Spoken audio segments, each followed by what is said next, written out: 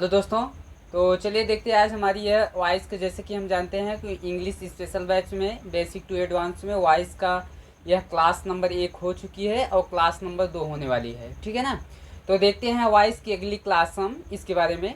तो देखिए, मैंने आपको उसमें क्लास नंबर 1 में सारा का सारा बेसिक मैंने बता दिया था और मैंने आपको यह भी बताया था कि आपने मैं एक ऐसा कॉन्सेप्ट बनाया हूँ जो आप किसी फार्मूले का आवश्यकता नहीं होगी, सारे के सारे वॉइस ऐसे ही आप सॉल्व कर ले जाएंगे।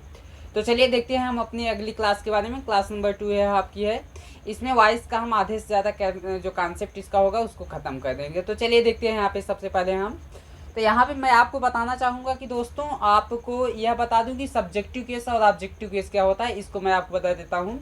तो देखिए ध्यान से, जो यहाँ पे मैं एक तरफ यहाँ लिख देता हूँ सब्जेक्टिव केस, एक तरफ यहाँ मैं लिख देता हूँ सब्जेक्टिव केस, इस तरफ सब्जेक्टिव केस हो जाता है। और यहाँ पर लिख देता हूँ नॉमिनेटिव केस। यहाँ क्या लिख देता हूँ, नॉमिनेटिव केस। यहाँ पर मैंने क्या लिख दिया, नॉमिनेटिव केस लिख दिया। तो चलिए देखिए सब्जेक्टिव केस में क्या आता है, ऑब्जेक्टिव केस में क्या आता है। तो देखिए, जो सब्जेक्ट का काम करता है, सब्जेक्ट यानी जिसको हम डूअर भी कहते हैं, जो सब्जेक्ट का काम करेगा उसे सब्जेक्टिव केस कहा जाता है।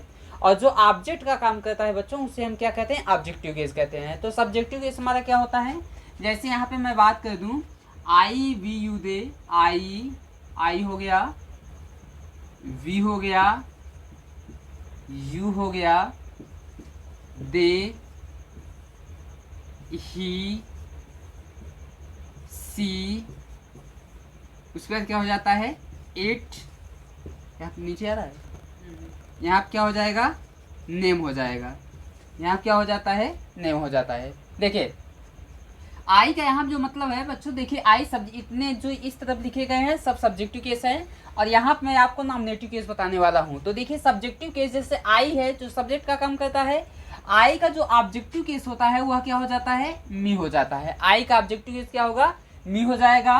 और बी का जो ऑब्जेक्टिव केस होता है वह क्या हो जाता है, अस हो जाता है। यू का ऑब्जेक्टिव केस क्या होता है बच्चों, यू का ऑब्जेक्टिव केस यू ही होता है। दे का ऑब्जेक्टिव केस क्या हो जाता है, दे का ऑब्जेक्टिव केस देम हो जाता है। ही का ऑब्जेक्टिव केस क्या होता है, तो यहाँ पे यार बच्चों हम लोग लिखेंगे हिम हो जाएगा। सी का ऑब्जेक्टिव केस क्या हो जाता है, हर हो जाता है। इट का ऑब्जेक्टिव केस क्या होता है, इट हो जाता है। और नेम का जो होता है बच्चों ऑब्जेक्टिव केस, वह क्या हो जाता है, नेम ही हो जाता है। तो इतनी इंपॉर्टेंट चीज है आपके सब्जेक्टिव केस और नॉमिनेटिव केस को। देखिए यहाँ पे, यानी कि आई का ऑब्जेक्टिव, आई सब इस तरफ सब्जेक्टिव केस है और इस तरफ क्या लिखे गए हैं, नॉमिनेटिव केस लिखे गए हैं। तो सब्जेक्टिव केस में क्या है, आई है, वी है, you, they, he, she, it या नेम हो जाएगा। ठीक है ना। तो आई का ऑब्जेक्टिव केस यानी कि जिसको हम नॉमिनेटिव, देखिए नॉमिनेटिव केस या ऑब्जेक्टिव केस दोनों बात एक ही है। इसको हम नॉमिनेटिव केस, ऑब्जेक्टिव केस क्या कह देंगे, सॉरी यहाँ पे नॉमिनेटिव केस नहीं रहेगा, यहाँ नॉमिनेटिव केस यही रहेगा। ठीक है ना। तो यहाँ कौन सा केस हो जाएगा, ऑब्जेक्टिव केस। इस तरफ के सब क्या हो जाएंगे, ऑब्जेक्टिव केस हो जाएंगे। तो आई का ऑब्जेक्टिव केस मी, वी का ऑब्जेक्टिव केस अस, यू का ऑब्जेक्टिव केस यू, दे का ऑब्जेक्टिव केस देम, ही का ऑब्जेक्टिव केस हिम, सी का ऑब्जेक्टिव केस हर, इट का ऑब्जेक्टिव केस इट, और नेम का ऑब्जेक्टिव केस क्या हो जाता है, नेम ही हो जाता है। ठीक है ना। तो आगे चलिए हम देखते हैं उसके बाद क्या करना है हमें।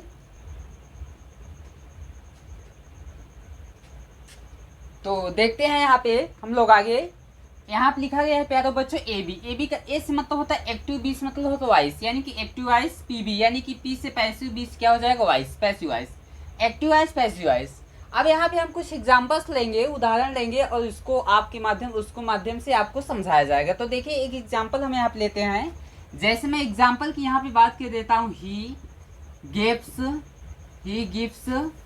मी, he gives me an apple, he gives me an apple। ठीक है ना। मैंने आपको यह एग्जांपल दे दिया। इसको बताने से पहले मैं आपको बता दूं कुछ चीजें, ऑब्जेक्ट कितने होते हैं। देखिए पहले बच्चों, जब हम ऑब्जेक्ट की बात करते हैं, किसकी बात करते हैं, ऑब्जेक्ट, जिसको हिंदी में कर्म बोला जाता है, इसे हिंदी में क्या बोल देते हैं, कर्म बोलते हैं। देखिए जो ऑब्जेक्ट हमारा होता है यह कितने टाइप का हो जाता है, देयर आर दो टाइप्स ऑफ ऑब्जेक्ट, यानी कि ऑब्जेक्ट दो प्रकार के होते हैं।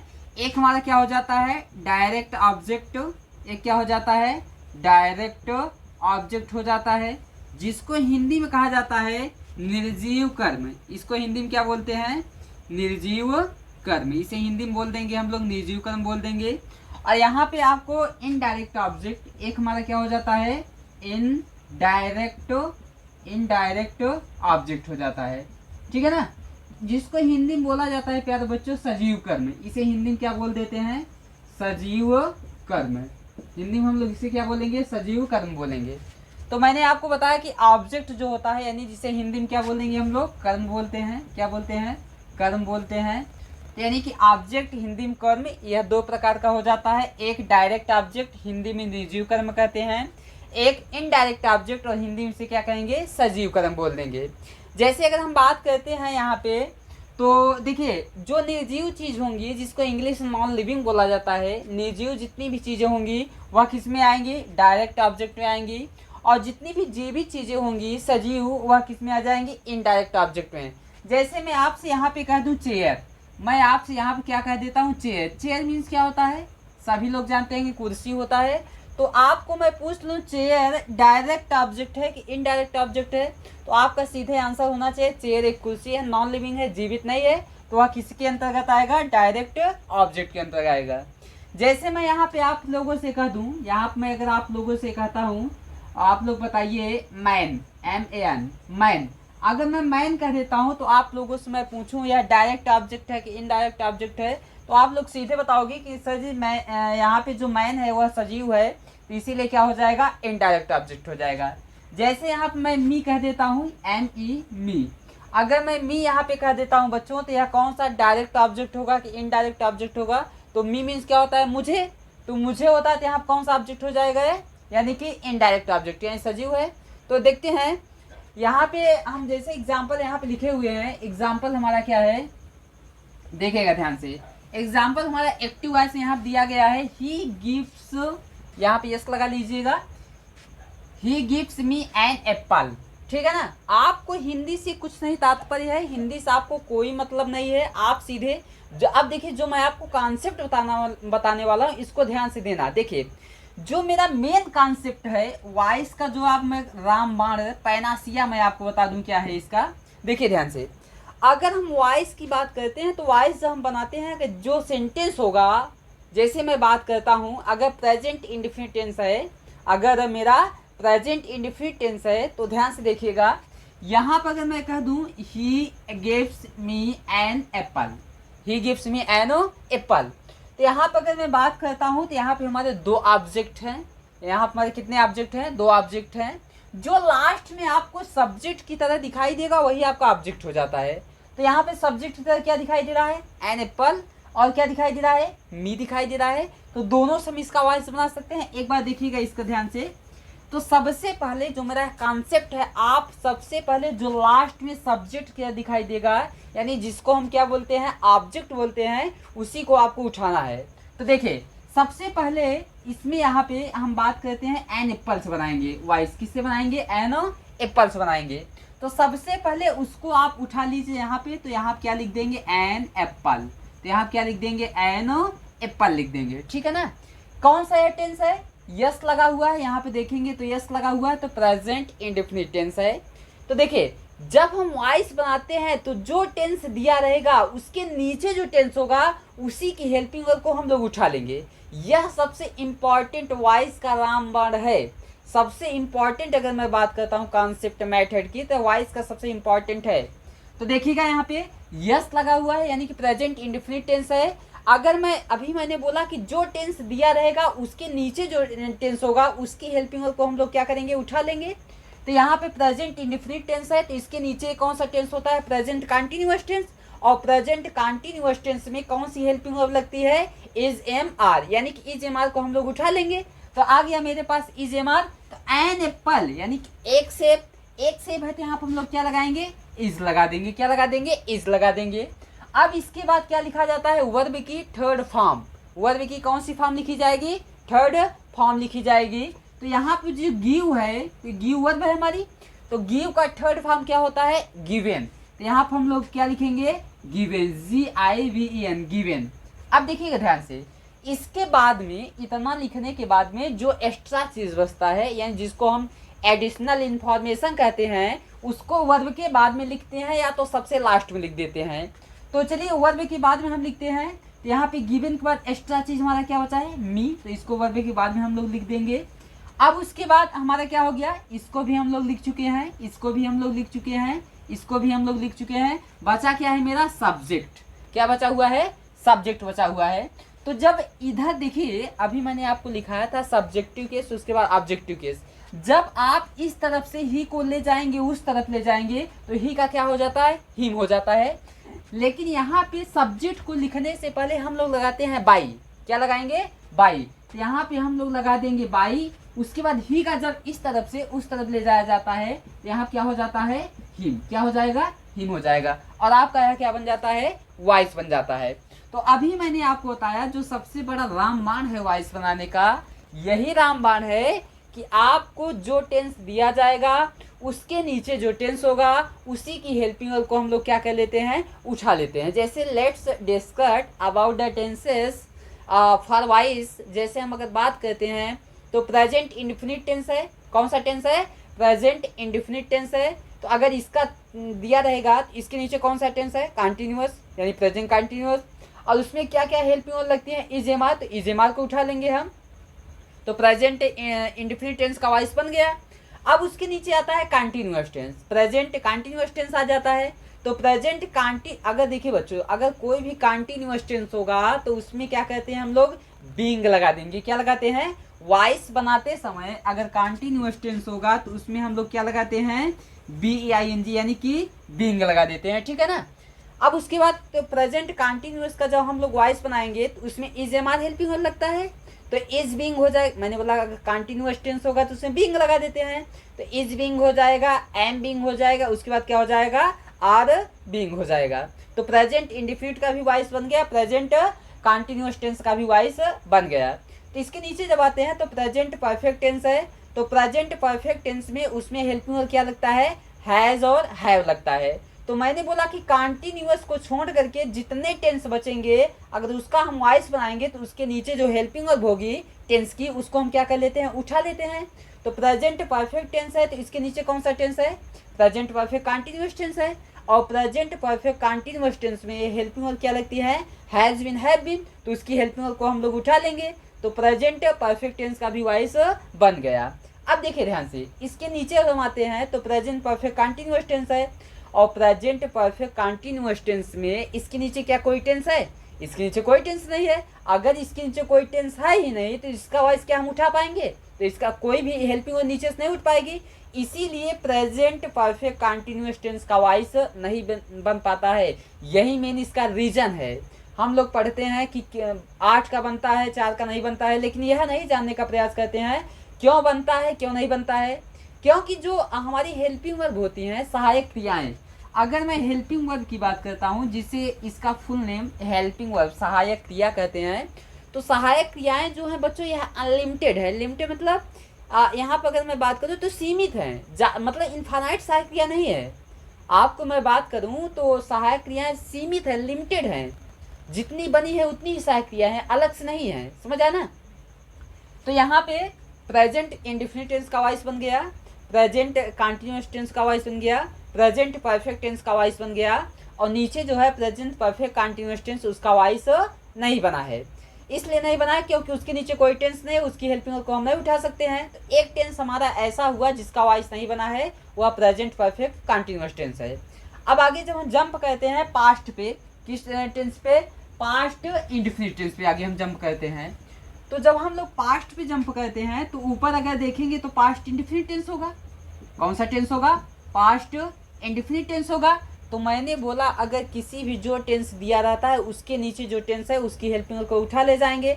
तो पास्ट इंडेफिनिट टेंस है तो जब हम उसका वॉइस बनाएंगे तो मैंने बोला नीचे जो टेंस है हेल्पिंग उठा लो। तो पास्ट इंडेफिनिट के नीचे कौन सा, पास्ट कंटिन्यूअस टेंस है, और उसमें हेल्पिंग क्या लगता है, वाज और वर लगता है। तो वाज और वर के हेल्पिंग हम लोग क्या कर लेंगे, उठा लेंगे। तो पास्ट इंडेफिनिट टेंस का जो वॉइस होता है वह पूरे तरीके से क्या हो जाता है, बन जाता है। तो अब आते हैं नीचे इसके, तो पास्ट इंडेफिनिट के नीचे कौन सा है, पास्ट कंटिन्यूअस टेंस है। तो पास्ट मैंने बोला अगर कंटिन्यूअस टेंस का हम लोग वॉइस बनाते हैं, किसका वॉइस बनाते हैं, कंटीन्यूअस टेंस का वॉइस बनाते हैं तो हम लोग क्या उसमें लिख देते हैं, बिंग लगाते हैं। क्या लगाते हैं, बिंग। तो पास्ट कंटिन्यूअस वाज वाला लगता है, तो जब इसका हम लोग वॉइस बनाएंगे तो वाज विंग हो जाएगा, उसके बाद क्या हो जाएगा, वर विंग हो जाएगा। तो पास्ट कंटिन्यूअस टेंस का भी वॉइस बन जाता है, ठीक है ना। जब इसके नीचे आते हैं तो पास्ट परफेक्ट टेंस होता है। कौन सा टेंस हो जाता है, पास्ट परफेक्ट टेंस होता है। तो पास्ट परफेक्ट टेंस में हेड लगता है, तो इसके नीचे जब वॉइस इसका बनाएंगे तो इसके नीचे पास्ट परफेक्ट कंटिन्यूअस टेंस है, यानी कि उसमें हेड विन लगता है, तो उसकी सहायक क्रिया को हम लोग क्या कर लेंगे, उठा ले जाएंगे, तो इसका भी वॉइस पास्ट परफेक्ट का बन जाएगा, ठीक। तो यहाँ पे देखिए किस टेंस का नहीं बनता है, तो अब देखिए पास्ट परफेक्ट कंटिन्यूअस टेंस है, तो इसके नीचे क्या कोई टेंस है, कोई टेंस नहीं है। तो जब इसके नीचे टेंस ही नहीं है तो यह किसकी हेल्पिंग उठाएगा, नहीं उठा पाएगा, इसीलिए पास्ट परफेक्ट कंटिन्यूअस टेंस का भी वॉइस नहीं बनता है। हमारे पास दो ऐसे टेंस आए हैं जिनका वॉइस नहीं बनता है, present perfect continuous tense and second is past perfect continuous tense. अब लोग हम जब जंप करते हैं आगे, जब जाते हैं फ्यूचर पे, किस पे जाते हैं, फ्यूचर पे। जब फ्यूचर पे जाएंगे तो फ्यूचर में पहला कौन सा होता है, फ्यूचर इंडिफिनिट टेंस। कौन सा टेंस होगा, फ्यूचर इंडिफिनिट हो जाएगा। तो जब फ्यूचर इंडिफिनिट होता है तो इसका अगर मैंने बोला वॉइस बनाएंगे तो नीचे जो टेंस होगा उसकी हेल्पिंग वर्ब को उठा लो। तो फ्यूचर इंडिफिनिट टेंस है तो उसमें अगर उसका हम वॉइस बनाएंगे तो नीचे का उठाएंगे, नीचे कौन सा टेंस है, फ्यूचर कंटिन्यूअस, उसमें हेल्पिंग वर्ब क्या लगती है, विल बी या शैल बी, तो उसकी हेल्पिंग वर्ब को उठा ले जाएंगे। अब यहाँ पे बात आती है प्रेजेंट, फ्यूचर इंडिफिनिट का वॉइस बन गया, अब बचा कि फ्यूचर कंटिन्यूअस का वॉइस नहीं बनता है। तो मैंने बताया कि अगर कंटिन्यूअस टेंस होगा तो बिंग लगा देंगे, तो बिंग लगा के बना दो इसका, लेकिन इसका नहीं बनता है। अभी मैं आगे इसके बारे में डिस्कस करूंगा क्यों नहीं बनता है। नीचे आते हैं तो फ्यूचर परफेक्ट टेंस है जिसमें हेल्पिंग वर्ब क्या लगता है, विल हैव, शैल हैव। इसके नीचे कौन सा टेंस है, फ्यूचर परफेक्ट कंटिन्यूअस टेंस है, तो इसकी हेल्पिंग वर्ब को उठा लेगा, तो will have been, shall have been उसमें लगता है तो ऊपर आ जाएगा। अब विल हैव बीन जो शैल हैव बीन है वह तो ऊपर आ गई, तो टेंस में उसका भी वॉइस बन गया, फ्यूचर परफेक्ट टेंस का वॉइस बन जाता है। अब यहाँ पर अगर मैं बात करता हूँ तो फ्यूचर परफेक्ट कंटिन्यूअस टेंस का वॉइस क्यों नहीं बनता, क्योंकि इसके नीचे कोई टेंस है, कोई भी टेंस इसके नीचे नहीं है, इसलिए इसका वॉइस नहीं बनता है। तो यहाँ पर अगर हम बात करते हैं तो एक बार देखते हैं, यहाँ पर हम एक देखिए इसके बारे में। तो देखिए एक हमारे पास था प्रेजेंट परफेक्ट कंटिन्यूअस टेंस, ठीक। प्रेजेंट परफेक्ट कंटिन्यूअस टेंस का वॉइस नहीं बना था, क्यों नहीं बना था, रीजन यह है क्योंकि इसके नीचे कोई भी टेंस नहीं है, वह हेल्पिंग वर्ब नहीं उठा पाया, इसीलिए इसका वॉइस नहीं बना। अब जब हम लोग आगे जंप करते हैं तो आगे जब जंप करेंगे तो यहाँ क्या हो जाएगा, पास्ट, पास्ट आ जाता है, यानी पास्ट परफेक्ट कंटिन्यूअस टेंस, इसका भी वॉइस नहीं बनता है। क्यों नहीं बनता है, क्योंकि पास्ट परफेक्ट कंटिन्यूअस टेंस के नीचे कोई टेंस नहीं होता है, तो हेल्पिंग वर्ब नहीं उठा पाएगा, इसका भी वॉइस नहीं बन पाएगा। दो हो गए। अब आगे चलते हैं तो आगे अभी मैंने आपको बताया फ्यूचर का नहीं बनता है, किसका नहीं बनता है, फ्यूचर टेंस का वॉइस नहीं बनता है, future continuous, sorry future continuous का। तो मैंने बोला कंटिन्यूअस होगा तो विल बीइंग लगा देंगे, ध्यान से देखिएगा क्यों, क्योंकि अगर मैं बात करूं यहाँ पे विल बी या शैल बी, उसमें हेल्पिंग वर्ब लगता है, विल बी या शैल बी। तो यहाँ पे देखिएगा अगर मैं बात करता हूँ जैसे विल भी है, शैल भी है, मैंने बोला कंटिन्यूअस है, अगर बीइंग लगा देंगे तो उसका वॉइस बन जाएगा। एक बात मुझे आप बताइएगा, अगर मैं कोई यहाँ पे लिख देता हूँ एक सेंटेंस, जैसे मैं कह दूँ I am am a teacher, I am am a teacher, मैं एक अध्यापक हूँ, तो आपसे अगर मैं पूछूं क्या यह सेंटेंस जो आप वाक्य लिखा गया है यह सही है गलत है, तो आप तुरंत बता देंगे कि यह वाक्य क्या है हमारा, गलत है।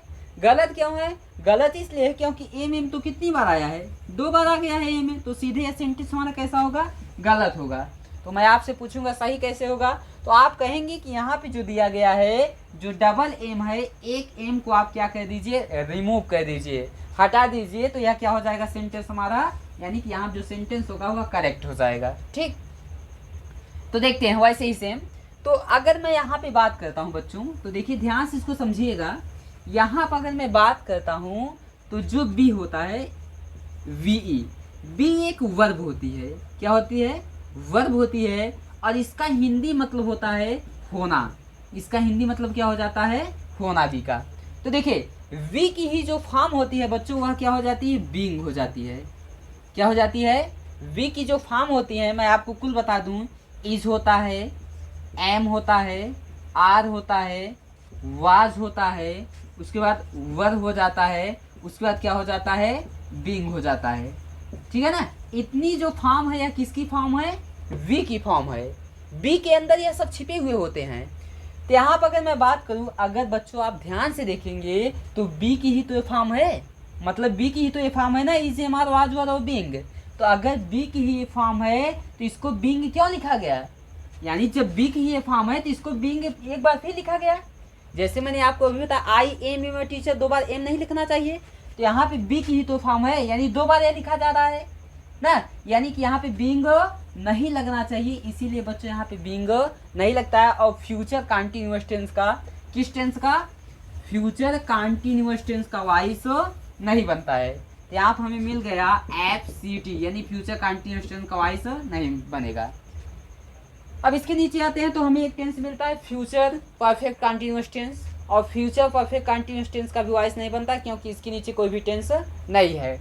तो यहाँ पे हम लोग इसका भी फ्यूचर परफेक्ट कंटीन्यूअस टेंस, इसका भी वॉइस नहीं बनता है। तो देखिए अगर यहाँ पे हम टोटल बात करते हैं कितने टेंस का वॉइस नहीं बनता है, तो हमें यहाँ पे एक बार हम काउंट कर देते हैं। तो 1, यहाँ पे 1 हो गया, दैट इज 2, 3 हो गया, और उसके बाद 4, यानी 4 टेंस का यहाँ पे वॉइस हमें देखने को नहीं मिल रहा है, यानी किसका वॉइस नहीं बनता है। ठीक है ना, तो यही रीज़न होता है।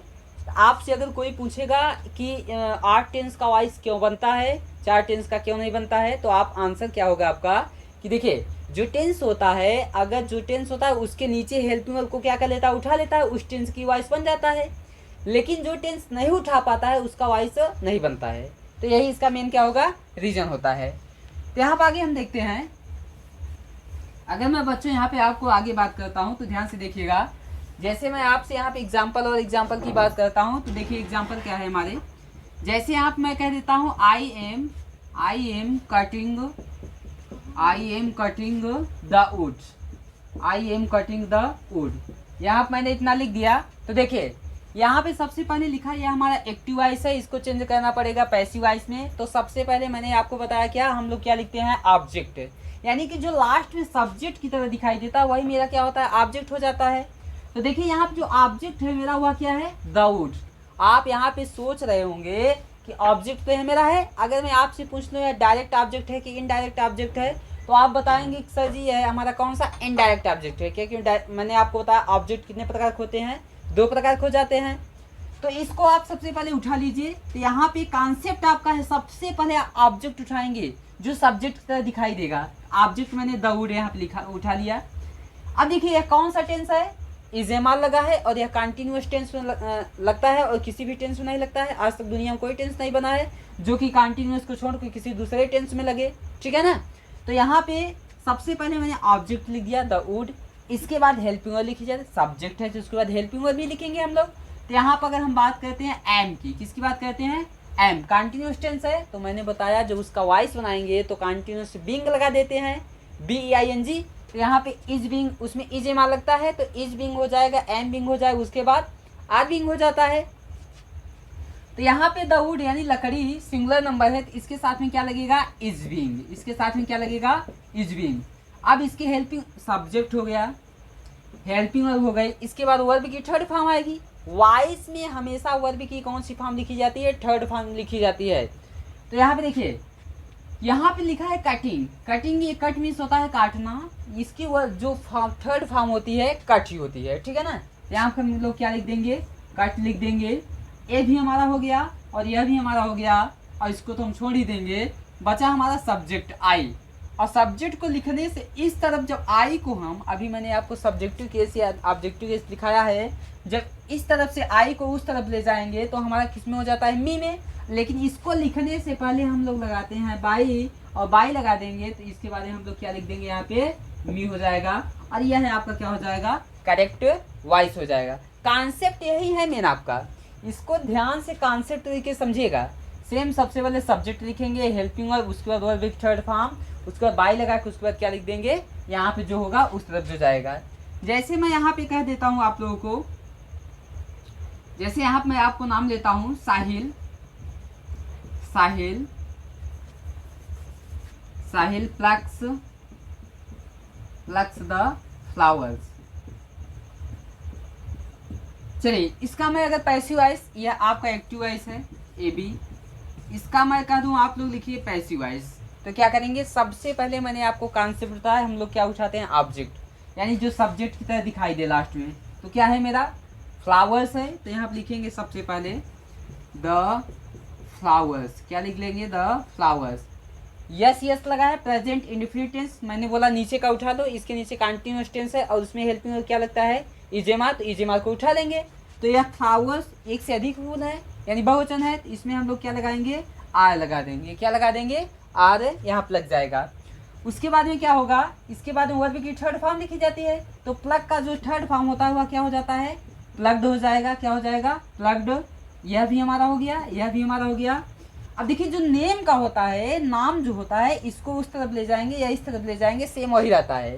तो यहाँ क्या हो जाएगा, इसको लिखने से पहले लगाएंगे हम लोग बाई, और साहिल को जब उस तरफ ले जाएंगे, यह नाम है, तो क्या हो जाएगा, साहिल ले रहेंगे यहाँ पे। तो इसका क्या हो जाता है, वॉइस है आपका परफेक्ट बन जाता है। तो देखिए कॉन्सेप्ट की विधि से इसको बिल्कुल अच्छे तरीके से हम इसको सॉल्व करा पा रहे हैं। आप एसएससी के एग्जाम में कैसे सॉल्व करेंगे उसको भी आगे इसके जब इसको मैं पढ़ा लूँगा तो आपको वह भी कॉन्सेप्ट में मैटर बताऊँगा। आप बिल्कुल देखेंगे कोई भी वॉइस का क्वेश्चन हो, आप बिल्कुल देखेंगे उसे तुरंत मार देंगे, यह वाला ऑप्शन करेक्ट हो जाएगा। तो यहाँ पे आगे जब हम बात करेंगे तो देखिएगा ध्यान से,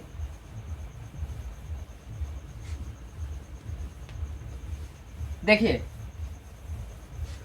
यहाँ पे आगे मैं टेंस की बात करता हूँ। देखिए जो टेंस होता है, देखिए जो टेंस होता है उसमें वॉइस बनाने के 6 टाइप्स होते हैं टोटल अगर मैं टेंस की वॉइस का टाइप पूछूं, टोटल टाइप्स अगर मैं पूछता हूं तो कितने टाइप होते हैं, 6 टाइप्स, ठीक है ना।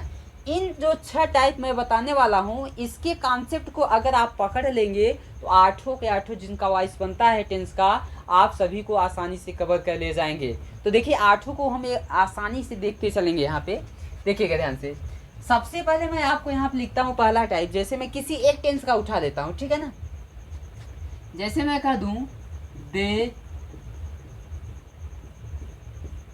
प्ले क्रिकेट, ठीक, पहला टाइप हो गया मेरा यह। अब उसके नीचे सेकंड टाइप हम लोग लिखते हैं they do not play the cricket. इसके नीचे आते हैं थर्ड टाइप पे हम लोग, do they play the cricket, last question mark क्योंकि हेल्पिंग वर्ब से स्टार्ट है। चौथे टाइप पे आते हैं do they not play the cricket. पांचवें टाइप पे यहाँ पर हम लोग आ जाएंगे why do they play the cricket. जो लास्ट वाला हमारा टाइप है वह क्या है, why do they not play the cricket. देखिए प्रत्येक जो वॉइस का होता है टाइप, वह कितने टाइप बनते हैं, 6 टाइप बनते हैं, सारे के सारे जितने भी वॉइस होते हैं, ठीक है ना। तो इन 6 टाइप को आप ध्यान से देखेंगे और सारे के सारे जितने भी वॉइस होते हैं आप उसको इजीली से आसानी से कवर कर ले जाए। इनको हम अच्छे तरीके से देखते हैं। देखिए ध्यान से, जो पहला टाइप है वह मेरा क्या है, दे प्ले क्रिकेट, ठीक है ना। पहला टाइप क्या है, दे प्ले क्रिकेट। तो यहाँ पर अगर हम बात करते हैं तो सबसे पहले अगर हम बात करें तो देखिए सबसे पहले मैंने बताया था जो हमारा सब्जेक्ट लास्ट में होगा उसी को उठाएंगे। तो सब्जेक्ट यहाँ पे क्या, आप कोई मैटर नहीं रखता कौन सा टेंस है कौन सा, आप यहाँ आगे नहीं देखेंगे। सबसे पहले आपको जो सब्जेक्ट लास्ट में दिखाई देगा, यानी जो सब्जेक्ट रहता है जिसको हम ऑब्जेक्ट कहते हैं, उसी को उठाएंगे। तो यहाँ पर हमारा क्या है, क्रिकेट। तो सबसे पहले यहाँ पर हम लोग क्या उठा लेंगे, पैसिव वॉइस बनाएंगे। तो यहाँ सबसे पहले क्या लिख देंगे, क्रिकेट लिख देंगे, ठीक है ना। अब यह बहुवचन है, दे बहुवचन है, तो यस यस नहीं लगा हो तो प्रेजेंट इंडेफिनिट टेंस है। इसके नीचे वॉइस हम बना रहे हैं तो इसके नीचे कंटिन्यूअस टेंस है, उसमें इज मार्क लगता है, इज मार्क हम लोग क्या कर लेंगे, उठा लेंगे। तो यहाँ पे क्रिकेट एक वचन है तो यहाँ क्या लगेगा, इज लग जाएगा। इसके बाद वर्ब की थर्ड फॉर्म तो प्ले है, तो प्ले का थर्ड फॉर्म क्या होता है, प्लेड हो जाएगा। क्या हो जाएगा, प्लेड हो जाता है। इसके बाद में हम लोग क्या करेंगे, इसको भी हम लोग लिख चुके हैं, इसको भी लिख चुके हैं। अब बचा यह हमारा, तो इसको लिखने से पहले लगा देंगे बाई, और दे का जब इस तरफ से हम लोग उस तरफ ले जाएंगे तो क्या हो जाता है, यहाँ पे देम हो जाता है, लास्ट में फुल स्टॉप, यह आपका वॉइस हो जाएगा। नीचे आइए चलिए देखते हैं नेक्स्ट कॉन्सेप्ट पे। तो सबसे पहले मैंने आपको कॉन्सेप्ट बताया क्या, सबसे पहले जो लास्ट में सब्जेक्ट की तरह दिखाई दे, तो लास्ट में सब्जेक्ट क्या है मेरा, द क्रिकेट है। तो यहाँ पे सबसे पहले हम लोग लिख लेते हैं क्या, द क्रिकेट। यहाँ क्या लिख लेंगे, सबसे पहले द क्रिकेट लिख लेंगे।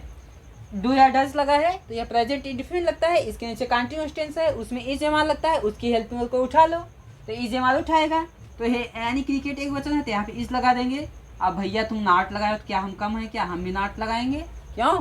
उसके बाद वर्ब की कौन सी फॉर्म, थर्ड फॉर्म, तो प्ले का थर्ड फॉर्म क्या हो जाता है, प्ले का थर्ड फॉर्म होता है प्लेड। अब उसके बाद यह भी हमारा हो गया, ये भी हमारा हो गया है। अब लगाएंगे बाई, उसके बाद दे को जब इस तरफ से उस तरफ हम ले जाते हैं तो यहाँ क्या हो जाएगा हमारा आप लोगों का, देमिया क्या हो जाएगा, करेक्ट वॉइस हो जाएगा इसका, ठीक है ना। चलिए थर्ड पे चलते हैं। तो भैया यहाँ पे देखिएगा, इन्होंने किससे चालू किया गया है, हेल्पिंग वर्ड से चालू किया है। अगर ये हेल्पिंग वर्ड से चालू किए हैं तो क्या हम कम है क्या, हम भी हेल्पिंग वर्ड से चालू करेंगे। तो यहाँ पे डू है, तो चलिए देखिए सबसे पहले मैंने आपको क्या कहा था, ऑब्जेक्ट उठाएंगे, यानी जो सब्जेक्ट की तरह हो। तो यहाँ क्रिकेट है, द क्रिकेट है, तो यहाँ पे डू या डज है, नीचे कंटिन्यूअस का उठाएंगे, इज माल उठेगा। तो एक बार यहाँ देख लेंगे ना, हम भी हेल्पिंग वर्ब पहले लगाएंगे। तो क्रिकेट है यानी एक वचन है तो यहाँ पर हम लोग क्या लगाएंगे, सबसे पहले इज लगेगा। अब उसके बाद ऑब्जेक्ट लिख लीजिए, तो यहाँ क्या हो जाएगा, द, उसके बाद क्या हो जाएगा, यहाँ पे द क्रिकेट हो जाएगा। अब उसके बाद यहाँ पर हम लोग क्या लिखेंगे, वर्ब की थर्ड फॉर्म, प्ले है तो क्या लिखेंगे, इसकी थर्ड फॉर्म, तो प्ले का थर्ड फॉर्म क्या हो जाता है, प्लेड हो जाता है। क्या हो जाता है, प्लेड हो जाता है। उसके बाद क्या लगाएंगे, बाई, और दे का जब उस तरफ ले जाएंगे तो यहाँ क्या कर देंगे हम लोग, देम कर देंगे, लास्ट में क्वेश्चन मार्क, क्योंकि यहाँ पे हेल्पिंग वर्ड से स्टार्ट है, ठीक है ना। अब नीचे जब देखते हैं तो भैया सबसे पहले यहाँ पर ऑब्जेक्ट हमारा क्रिकेट है, हेल्पिंग वर्ड से स्टार्ट है, तो सिंगुलर सेम वही इज मार्क उठा लेंगे, तो यहाँ क्या हो जाएगा, इज हो जाएगा। ऑब्जेक्ट क्या है मेरा, द क्रिकेट, तो यहाँ पे हम लोग क्या लिखेंगे, द क्रिकेट लिख देंगे, नॉट लगाए तो नॉट आप भी लगा दिए। उसके बाद वर्ब की कौन सी फॉर्म लगाएंगे, थर्ड फॉर्म लगा देंगे, बाई लगा देंगे। उसके बाद दे यहाँ पे है, उस तरफ ले जाएंगे तो क्या हो जाएगा, देम, और लास्ट में क्वेश्चन मार्क मत लगाना भूलिए क्योंकि हेल्पिंग वर्ड से स्टार्ट है। नीचे आप देखते हैं, why do they play the cricket. सबसे पहले अगर WH वर्ड आता है तो सेम उसको हम लिख देते हैं, वाई तो वाई हम लिख देंगे सेम। इसके बाद हेल्पिंग वर्ब है तो हम भी क्या लगाएंगे, हेल्पिंग वर्ब लगाएंगे, डू या डज प्रेजेंट इंडेफिनिट, नीचे कंटिन्यूअस इज मार्क का उठाएगा। तो ऑब्जेक्ट मेरा क्या है, द क्रिकेट, सिंगुलर है क्या लगाएंगे, यहाँ पे इज लग जाएगा। उसके बाद हम लोग क्या करेंगे, देखिए सब्जेक्ट है तो सब्जेक्ट यानी इसको ले आएंगे, द क्रिकेट हो जाएगा, यहाँ पे क्या हो जाएगा, द क्रिकेट हो जाएगा। अब उसके बाद प्ले का जो थर्ड फॉर्म क्या हो जाता है, प्लेड हो जाएगा, प्ले का जो थर्ड फॉर्म होगा वह प्लेड हो जाएगा।